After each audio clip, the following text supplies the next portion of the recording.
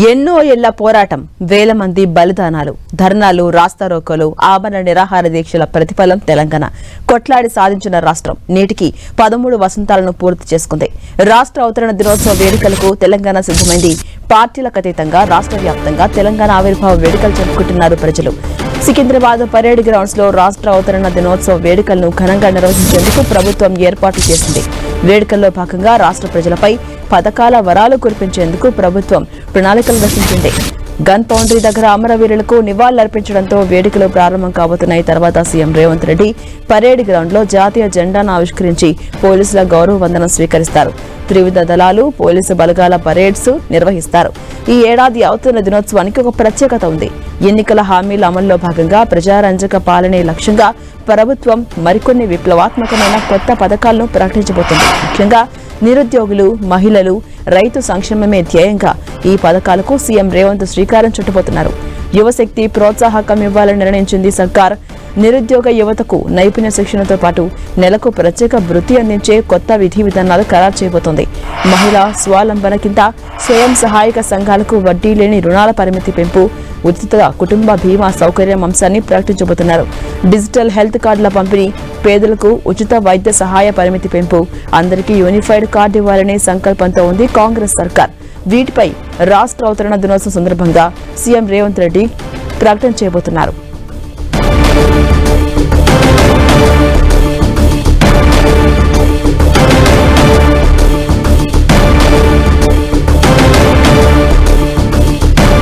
తెలంగాణ ఆవిర్భావ దినోత్సవాలకు అంతా సిద్ధమైంది. ఇవాళ పరేడ్ గ్రౌండ్స్ లో భారీ బహిరంగ సభకు ప్లాన్ చేస్తున్నారు. ఇప్పటికే ఏర్పాట్లన్నీ కూడా పూర్తయిపోయాయి.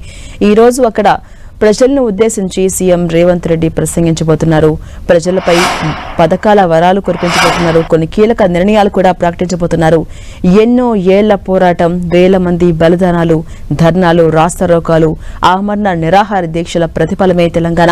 కొట్లాడి సాధించిన రాష్ట్రం నేటికి 13 వసంతాలను కంప్లీట్ చేసుకుంది.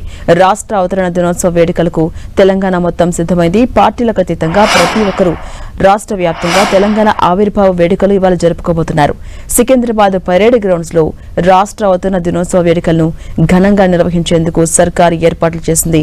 ఈ వేడుకల్లో భాగంగా రాష్ట్ర ప్రజలపై పథకాల వరాలు కురిపించేందుకు కాంగ్రెస్ సర్కార్ ప్రణాళికలు రచించింది. ఇక గన్ పౌండరీ దగ్గర అమరవీరులకు నివాళులర్పించడంతో ఈ వేడుకలు ప్రారంభమవుతాయి.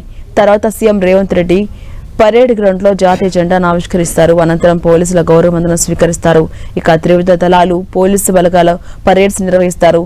ఈ ఏడాది అవతరణ దినోత్సవానికి ఒక ప్రత్యేకత కూడా ఉంది. అది ఎన్నికల హామీల అమల్లో భాగంగా ప్రజారంజక పాలనే లక్ష్యంగా ప్రభుత్వం మరికొన్ని విప్లవాత్మకమైన కొత్త పథకాలను ప్రకటించబోతోంది. ముఖ్యంగా నిరుద్యోగులు, మహిళలు, రైతు సంక్షేమమే ధ్యేయంగా ఈ పథకాలకు సీఎం రేవంత్ రెడ్డి శ్రీకారం చుట్టబోతున్నారు. ముఖ్యంగా యువశక్తి ప్రోత్సాహకం ఇవ్వాలని నిర్ణయం తీసుకుంది ప్రభుత్వం. నిరుద్యోగ యువతకు నైపుణ్య శిక్షణతో పాటుగా ప్రతి నెల ప్రత్యేక వృత్తి కూడా అందించే కొత్త విధి విధానాలు ఇవాళ ఖరారు చేయబోతోంది ప్రభుత్వం.